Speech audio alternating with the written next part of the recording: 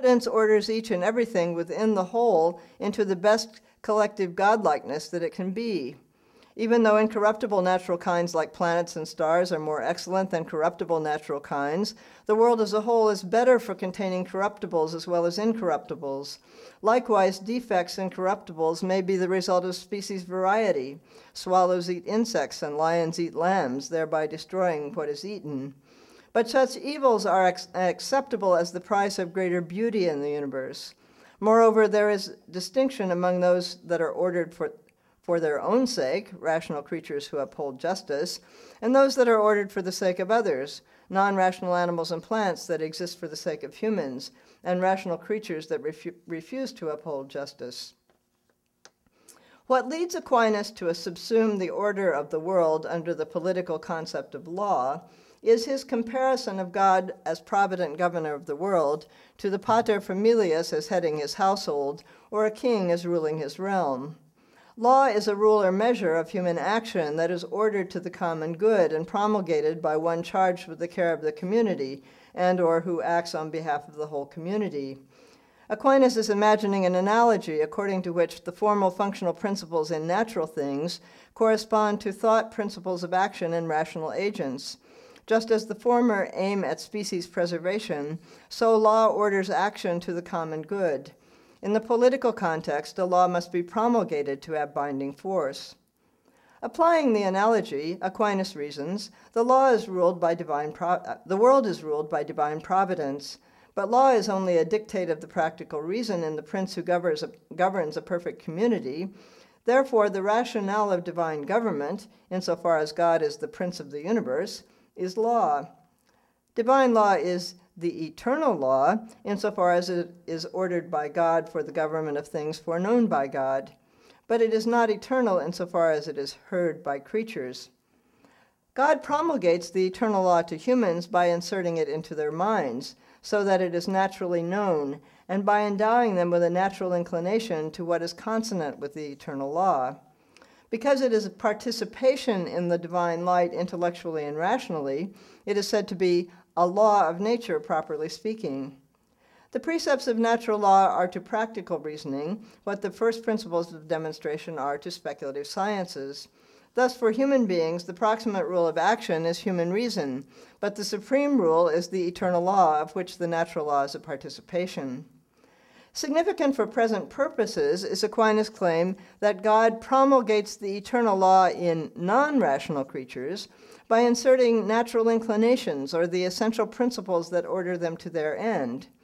Non-rational creatures thus participate in the eternal by way of natural principles of action and passion, that is, by formal functional principles internal to them. The impression of an active principle in natural things corresponds to the promulgation of the law in humans. But since these creatures lack reason, their participation in the eternal law can be said to be law only analogically. Put otherwise, in creatures the required order to an end is always measured by some rule. The rule in those that act according to their nature is the nature's own power, or virtus, that inclines them to their end. Therefore, when a natural agent acts by natural power according to its inclination to an end, it preserves uprightness in its act. Non-rational agents do not participate the eternal law by way of reason, but by way of obedience. Thus Aquinas moves from the notion of providential governance that orders things to an end, to the conception of the ultimate explainer as a voluntary agent that acts by intellect and will, to the model of the ultimate explainer as a governor who promulgates laws to the subjects of its realm. The eternal law is God's conception of the world as ordered to an end. The natural law is created reason's grasp of self-evident first principles norming rational action. These principles should explain human voluntary actions insofar as they are normative reasons for acting. The notion of law gets an analogical extension to non-rational creatures who act by natural inclination and natural power to perform their natural functions. Normal natural functioning is thus analogically law-abiding, while right reason-normed rational created action is literally law-abiding. Not only does Aquinas insist that talk of law where non-rational creatures are concerned is analogical, His way of spelling out the analogy does not make formal functional principles and powers any the less fundamental. Cosmic options. Avicenna and Averroes maintain that the first cause acts by natural necessity in creating the world, and that everything here below emanates from transcendent causes by natural necessity. Natures both of the heavens and of sublunary things, with their nature-defining formal functional principles, could not be otherwise. God could not make, and the order of the world could not be otherwise than it is. By contrast, Aquinas does think that God has power to have created a different world order, and that God has, and in this world sometimes exercises, the power to do miracles. Aquinas himself felt the force of the pseudo-Dionysian arguments that because goodness is a positive tendency to share itself out, God could not do otherwise than create the best of all possible worlds. Aquinas' response is to deny on metaphysical grounds that there is a best of all possible worlds. His argument is that because God is infinite, there is an infinite gap between divine excellence and the excellence of any created congeries of things. Divine goodness cannot create a heap, but the size gap means that for every ordered congeries of creatures, there is a better one. Working out the details, Aquinas distinguishes the parts of a universe from its order.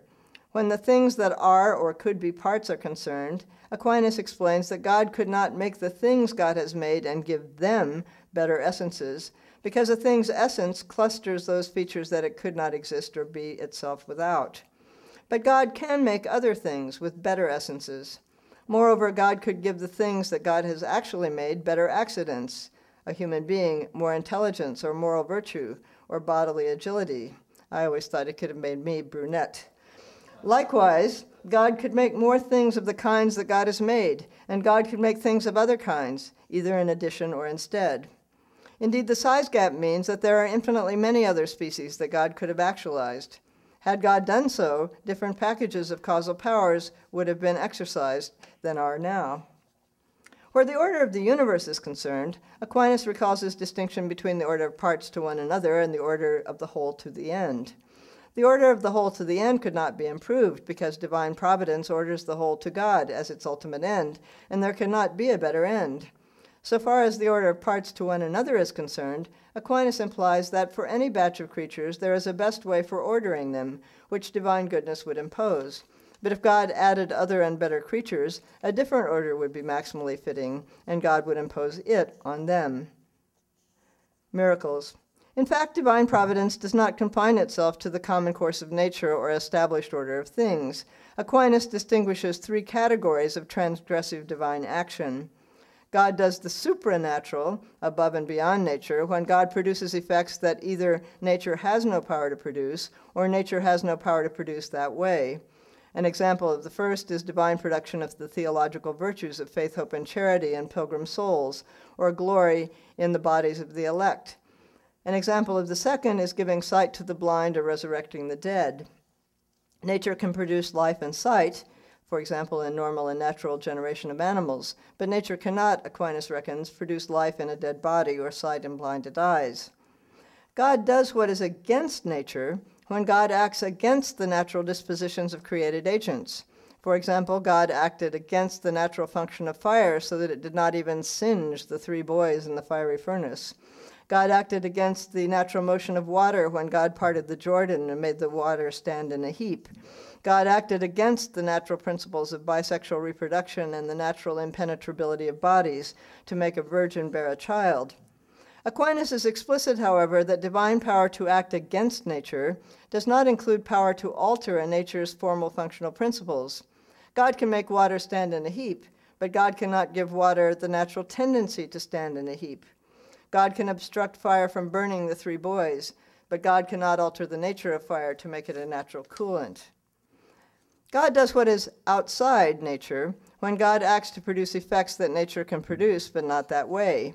Besides the plague of frogs in Egypt, turning water into wine, immediate relief from fever, and sudden rainfall, Aquinas cites a regular old law liturgical miracle, the putrefaction of the adulteress's flesh when she drank the water of jealousy. Most of the time, Aquinas makes nature the standard of what counts as miraculous. To be miraculous is to be done by God above, against, or outside nature. Aquinas explicitly says that effects that lie outside the range of natural causal powers altogether, so that nature neither has power to produce them nor an inclination against them, are not miraculous. God alone can create. Rational souls can be produced only by divine power. Theological virtues can be produced and infused only by God.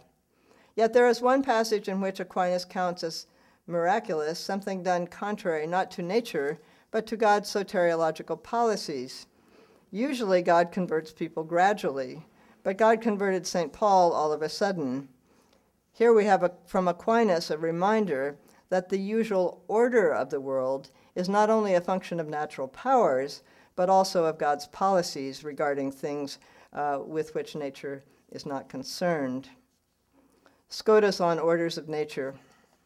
Scotus takes it for a priori that a universe of many really distinct things has to be ordered not only accidentally, but essentially. The essential order of individuals to one another is grounded on their natures.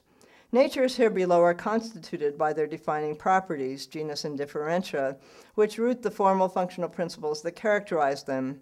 They are so constituted pertains to them of themselves, de se, independently of anyone's thought or choice. Essential orders among the natures are grounded in such features. Scotus' contention, then, is not simply that many individual things that in fact exist are essentially ordered to one another, but that the fundamental natural kinds are essentially ordered to one another to constitute a universe. Scotus' function is on two non-congruent essential orders, the order of eminence and the order of dependence. Eminence is a function of how much there is to a nature, of what Scotus calls its intensive actuality, which is in turn a function of the excellence of the formal functional principles that constitute it. In the order of eminence, natures with more of it are more perfect and nobler, and hence prior, and those with less of it are less perfect and noble, and hence posterior. Since the domain of natures constitutes a universe, Scotus maintains that for every pair of natures, one is prior and the other is posterior, one is better than the other. There are no equally excellent natures, according to Scotus. That would be disorderly. The order of dependence. Each nature is, has, or necessarily gives rise to a characteristic range of active and passive causal powers.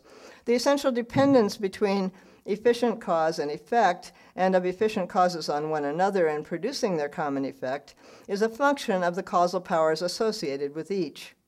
NMs cause NNs. If NM includes a formal functional principle and so gives rise to an active causal power to produce NNs, while NN includes a passive causal power to be produced by NMs. NMs depend on NKs in causing NNs. In case an NM can't exercise its causal power to produce NNs unless NK exercises its power to activate NM's causal power to produce NNs. The web of such dependence relations is a resultant of the formal functional principles that constitute the natures themselves. Scotus' cosmological argument thus moves at a high level of abstraction from the claim that some nature is producible by another, externally producible, to the conclusion that some nature must be externally unproducible and independently productive, that is, the first efficient cause. Thus, both his argument from eminence and his proof from dependence ultimately rest on necessary features of natures and their powers. Scotus thinks his arguments do not allow him to infer that the first efficient cause has power to produce anything producible immediately. He does not think that unaided natural reason affords a refutation of Avicenna's and Averroes' picture of God as an immediate cause of a single effect only and the cause of everything else by being a cause of its cause. Nevertheless, Scotus endorses divine omnipotence in the sense of power to produce immediately whatever does not involve a contradiction, and with it, God's power for solo divine action. Scotus emphasizes what lies within the range of omnipotence is not the constitutive content of natures. Once again, these pertain to natures of themselves. Rather, what God ultimately controls is the existence of natures, whether in reality or as objects of thought, and whether creatures have the opportunity to do their natural thing. Scotus affirms divine power to obstruct by refusing divine concurrence with any creature's action. Likewise, he often asserts divine power to produce the prior without the posterior, and sometimes insists on divine power to conserve the posterior without the prior. Perfect productive power as willpower. Like